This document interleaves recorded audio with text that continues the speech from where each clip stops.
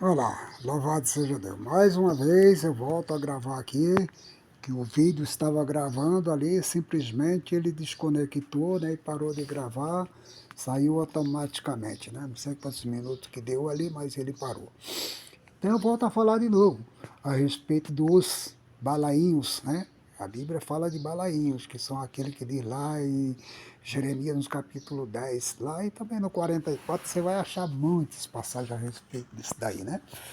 Mas eu quero dizer o seguinte, que aí ele diz assim, chama de besta, né? Aí o Isaías diz assim, os besta, né? Uma besta carregando outra besta.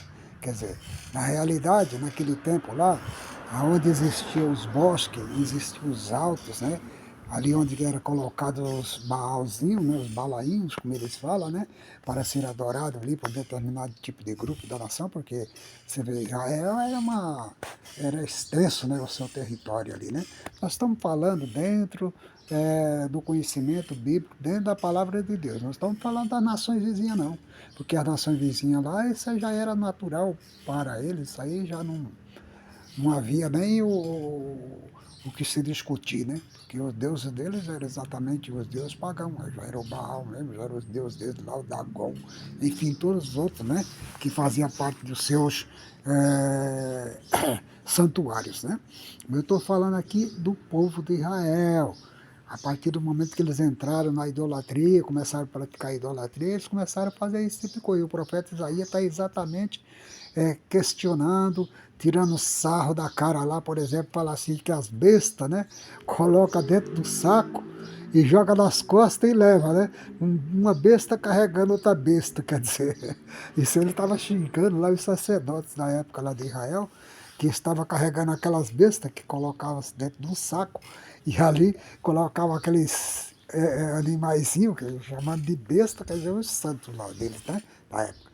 Eles pegavam essas bestas e colocavam no ombro, nas costas, e era carregado, levado de um lugar para outro. Quando era invadido, então, a terra, né, quando era invadida por outras nações, né, que ali existia guerra constante, né, aí o que acontecia? Eles, para tentar salvar, né, para tentar se livrar de que seus ídolos, seus deuses fossem quebrados e fossem destruídos, o que eles faziam? Eles pegavam e sacavam tudo, botavam no saco e saía correndo, né? Ali para esconder. Aí é isso aí que Isaías está tirando sarro. Olha, se você vê a alegoria de Isaías falando, de Jeremias, né? Melhor dizendo, Jeremias falando a respeito, Isaías fala. Enfim, todos os profetas, Ezequiel, todos eles falam a respeito disso. Mas o mais mesmo é esse que eu estou falando para você, que é o Jeremias. No capítulo 10 ali você vai ver todo um enredo de Isaías tirando sarro, né? Do sacerdote de Baal, né? Dos balaíns, enfim, dos estarotes, né? Porque tinha tanto um macho como uma fêmea, né? Era a representação da deusa, né? Outra coisa que nós vimos ali seriamente acontecer, né, com relação a isso, foi no dia em que Paulo e Silas estavam ali na cidade de Éfeso, né, ali na Ásia Menor, que ele chegou ali à cidade e que chegando ali todo dia tinha uma jovem que eu acompanhava eles e dizia, esses homens aí são verdadeiramente discípulos de Jesus, eles são verdadeiramente servos de Deus que estão aqui na terra e estão servindo a Deus. Isso ela fez por um bocado de vez, aí um dia Paulo e Sília olhando para ela falou, essa mulher ela é perturbada, isso é os espíritos maus que estão na vida dela. Foi lá e repreendeu. Mas para que Paulo e Sília fizeram isso daí? Repreendeu o espírito que estava naquela jovem? Aí na mesma hora foi um levante muito grande lá dos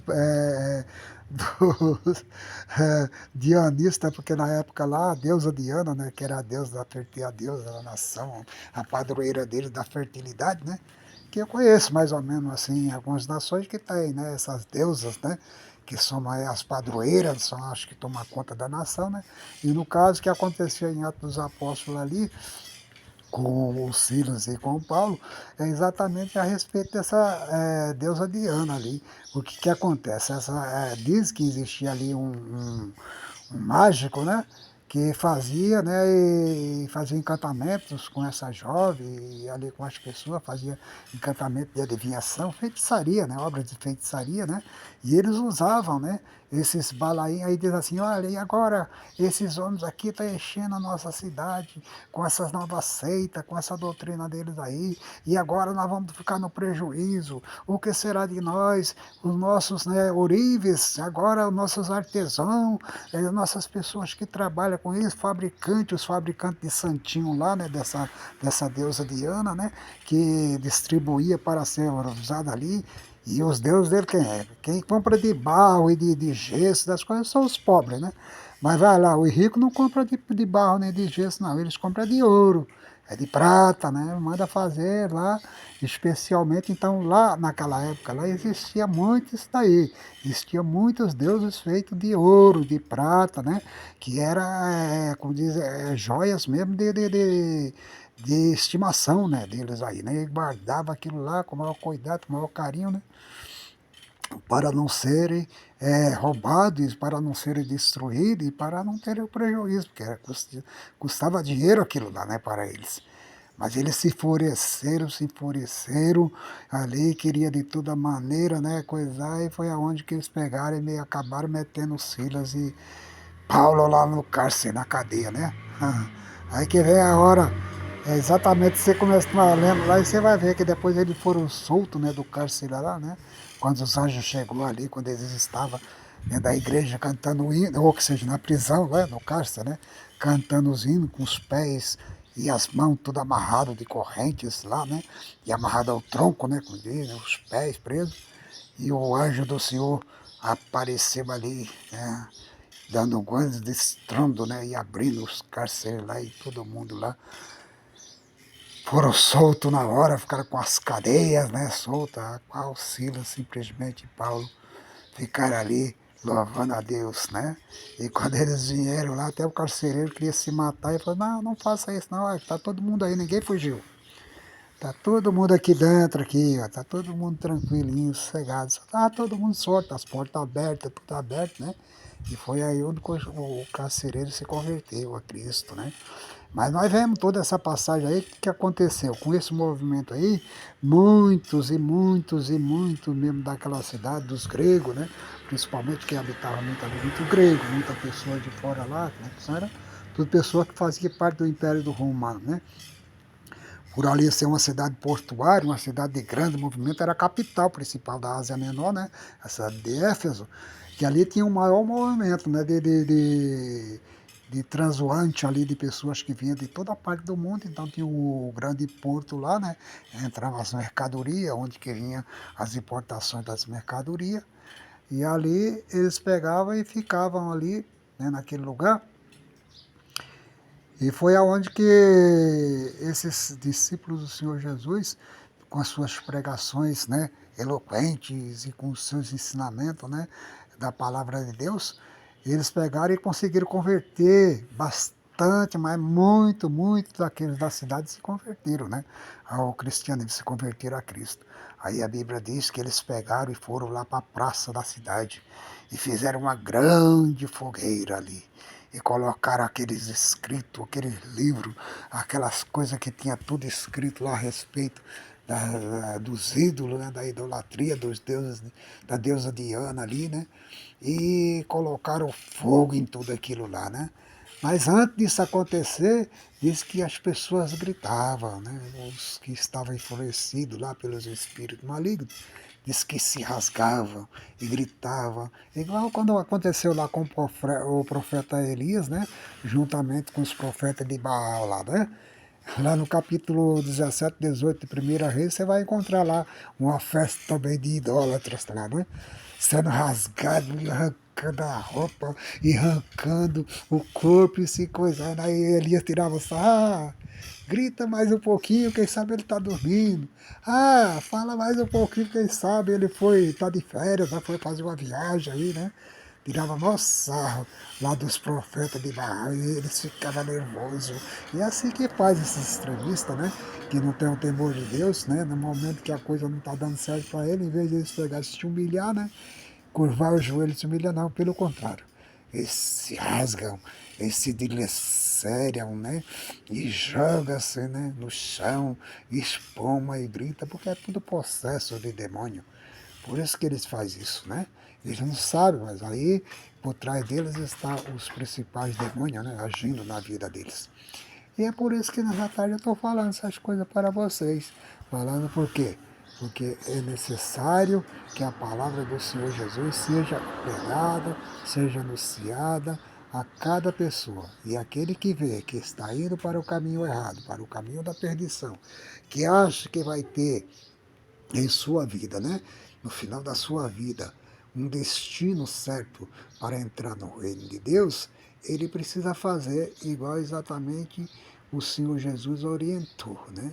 A respeito, eu sempre peço para você ler a parábola do rico e Lázaro, lá no capítulo 16, a partir do versículo 19, que começa falando a respeito que havia ali naquela cidade um homem rico que vivia esplendidamente, regalado em todas as riquezas, em todas as festanças da sua vida, né? Ele tinha tudo em comum a seu favor. Comia bem, provavelmente, tipo um rei Salomão da vida, né? Com aquela quantidade, aquelas mesas fartas, né? De alimento, né? Esnobando. E aquele pobre mendigo também existiu ali na mesma cidade. E esse jazia à porta desse rico, cheio de chagas, cheio de feridas, né? E ele desejava ali se alimentar. E não tinha como ninguém que desse nada para ele. E ele ficava ali e muitas das vezes ele comia as migalhas, né? Que de repente caía ali, né? Que sobrava provavelmente ali os empregados, né? Que jogava fora ali, provavelmente. A Bíblia fala que era da mesa, que caía e comia as migalhas da mesa, mas provavelmente nem na mesa ele não ia lá diante de Lázaro, mas o Senhor está falando, o Senhor falou, né? Uma comparação. Mas quando de repente aconteceu uma coisa muito interessante, né? Foi muito acontecimento muito interessante. Primeiramente morreu quem? O pobre, né? O pobrezinho morreu. Aí a Bíblia diz que ele foi levado pelos anjos do Senhor para o seio de Abraão, para o paraíso, para onde tem o paraíso hoje. Aquele paraíso que existia lá, o Éden, lá onde existia Eva e Adão, aí depois seus filhos, que viveram um pouco ainda ali, apesar que eles foram expulsos, mas viveram em volta do jardim ali na época, né? Então esse paraíso foi levado e hoje em dia chama Seio de Abraão, onde que vão descansar as almas de todos os que morrem em Cristo Jesus, que passa para a vida. A gente sempre diz assim que o crente que morre, ele não morre, ele simplesmente está descontando, está descansando, está dormindo, aguardando, né, ali o dia da ressurreição dos mortos, a primeira ressurreição dos salvos, aleluia, com Cristo Jesus, né? Mas aí que aconteceu é o seguinte, em seguida também vai e morre o rico, né? Aí a Bíblia, olha a separação já que existe, a Bíblia diz que o rico foi sepultado, né? A Bíblia não diz que foi levado para o céu o rico, que foi levado para o seio de Abraão pelos anjos. Pelo contrário, a Bíblia diz que ele foi sepultado. E a Bíblia nos ensina que no momento em que a pessoa morre e que seu corpo é dilacerado, que é comido, aqui no mesmo momento que ele é enterrado, que ele joga o primeiro punhado de terra ali em cima do caixão, como diz, ali a alma fica ali em volta, no momento que ele é enterrado, ele desce imediatamente para as profundezas, né? Não é que o rico, que o salvo também não vai para dentro da sepultura, só que a alma dele já subiu, a alma dele é levada para o céu. E a alma do pecador, a alma no caso do rico aqui, que eu estou falando especificamente, ela desceu, né, para o Hades, que é um lugar chamado inferno, ou sepultura, né? Esses três lugares têm o mesmo nome, sepultura, Hades, Sheol, né? E inferno, mais propriamente dito, lá que todo mundo tem medo e tem falado inferno. Quando alguém quer xingar uma pessoa que está ali com raiva, com ódio, a primeira coisa que essa pessoa se lembra, vá para o inferno. Oh, tristeza, ele não sabe que lugar que é esse que ele está mandando a pessoa ir, né? Provavelmente, né, essa pessoa não tem o temor de Deus, porque se ele tivesse temor de Deus, jamais ele iria falar isso. Ia dizer para a pessoa ir para o inferno. Para o inferno, lugar de tormento, lugar de sofrimento, de angústia e de dor, né? Então é ali que estava o rico. E o rico olhando para cima, diz a Bíblia que ele viu, né? Ele estava lá embaixo, na sepultura, no inferno, lugar, no Sheol lá, se queimando. Ah, pai Abraão, tente misericórdia de mim, manda Lázaro, que molhe pelo menos a ponta do dedo e venha refrescar minha língua, que eu estou aqui embaixo me queimando nessas chamas. Como é que você sabe que lá embaixo é chamas, né? Você já tem ouvido, né, falar alguma coisa a respeito de perfurações, né, das camadas do subsolo que existe até chegar no magma pastoso, que é aquele que fica correndo e depois ele sobe e quando chega lá nas montanhas dá aquela explosão e dá aqueles, né? Oh, glórias a Deus. Como é que vocês podem imaginar que existe o inferno, que a alma do cara está lá se queimando? Porque a minha alma está aqui em tormenta, sendo queimado. Manda que venha molhar a ponta do dedo, pelo menos, e coloca, né? Aqui, para que meus lábios, né? Seja refrescado, pelo menos a ponta do dedo. Você imagina o tamanho do sofrimento, né? Disso aí. Ah, não, mas, né? Os que estão aqui não podem ir para lá e muito menos os que estão lá virão para cá. Ah, então, senhor, manda lá, pai Abraão, que vá na minha casa, lá eu tenho mais 5 irmãos. Aí eu não quero que ele venha para esse lugar de tormenta. Vai lá e fala para ele fala, não, não. Abraão falou, não, não, não, não. Não, ainda não. Lá tem Moisés e os profetas, que ouçam-os. Ah? Quem é Moisés? Quem é os profetas? Ah? Moisés foi o que escreveu os 5 livros principais da lei, Gênesis, Êxodo, Levítico, Número e Deuteronômio. São os livros, né, o principal. O Gênesis fala da criação, fala de toda a organização da criação até formar a família principal, que é Abraão, o dilúvio, enfim, a destruição, a criação ali. Depois aí você vai vir para Êxodo, né? Aquele cativeiro que é a peregrinação do ser humano na terra, representado exatamente no livro de Êxodo. Aquela peregrinação de Israel de um lado para o outro representa a igreja aqui na terra, os seres humanos. Né? Aí depois você vai encontrar lá em Levítico, né? Botando as leis sacerdotais, tudo aquilo que tem que ser feito em torno da família, em torno das pessoas. Isso é na casa de Deus, para você servir a Deus, está ali em Levítico, toda a organização das igrejas, toda a organização do que tem que ser, né? A adoração a Deus, a maneira como era que tinha que ser feito, né? Lógico que aquilo lá já não existe mais hoje, hoje nós vivemos no outro mundo, hoje é o tempo da graça, mas o livro de Levítico está isso aí, para organizar essas coisas, a maneira que era daquele tempo, você hoje serve de outra maneira, mas você serve e adora a Deus, né? E vem o livro do número, né?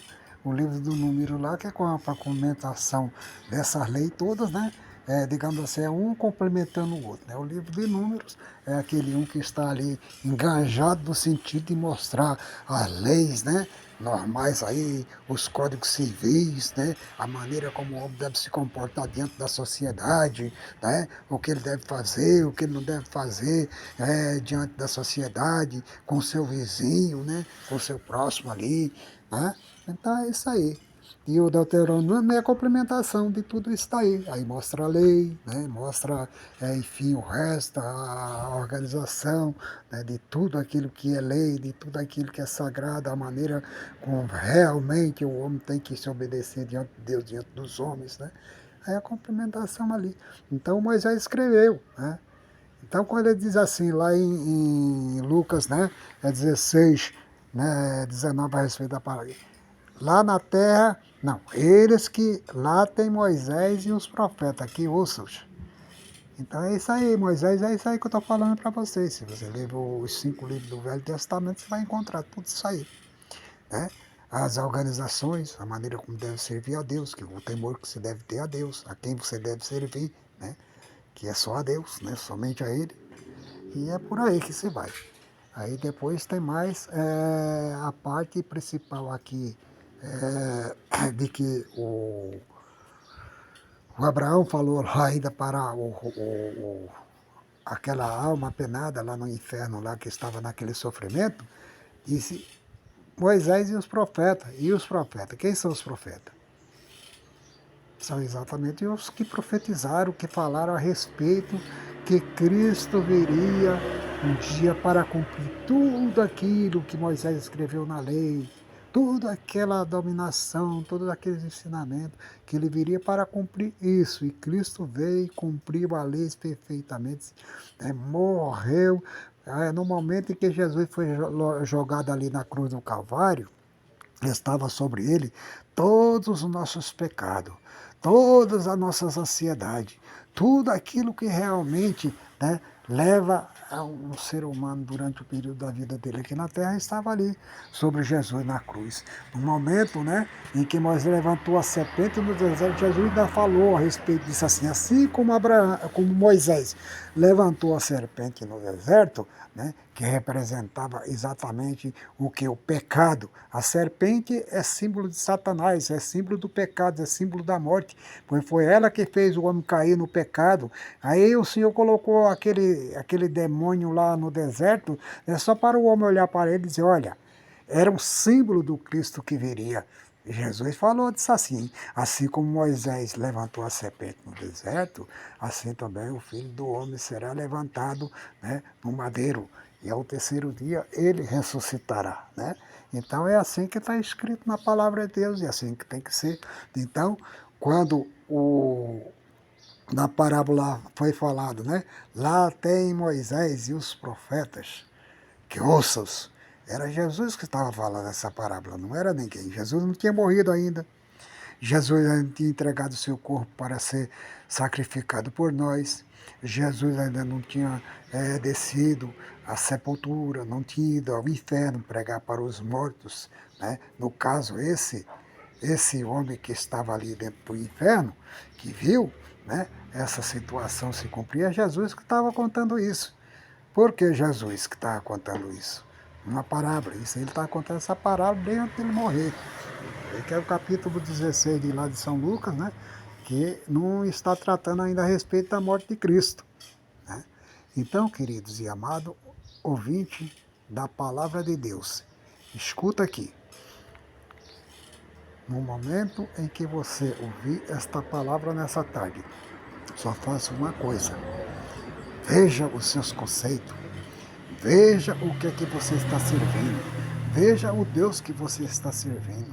Veja se dentro do seu coração há uma brecha para o Espírito Santo de Deus penetrar e mostrar para você toda a verdade da cruz, toda a verdade do sacrifício da cruz, mostrar que a lei foi simplesmente um símbolo para mostrar para você, porque na Bíblia está escrito, você lê lá as cartas de Paulo, como eu vou saber que é pecado, por exemplo, que está escrito, não matarás. Se matasse antigamente não tinha problema, então não era pecado. Não roubarás, não adulterarás, não dirás falso testemunho. Nenhuma dessas coisas. Se não houvesse a lei para mostrar para você isso, então você não saberia. Então, por isso que existe a lei. Mas a lei não tem mais validade. O que tem validade hoje é você aceitar Cristo, aceitar Ele no teu coração como teu Salvador, e se preparar para a sua vida e para a sua glória, e para o seu reino eterno. É isso que eu peço nessa tarde para você, em nome do Senhor Jesus. Muito obrigado e que Deus continue te abençoando, amém? Glórias a Deus.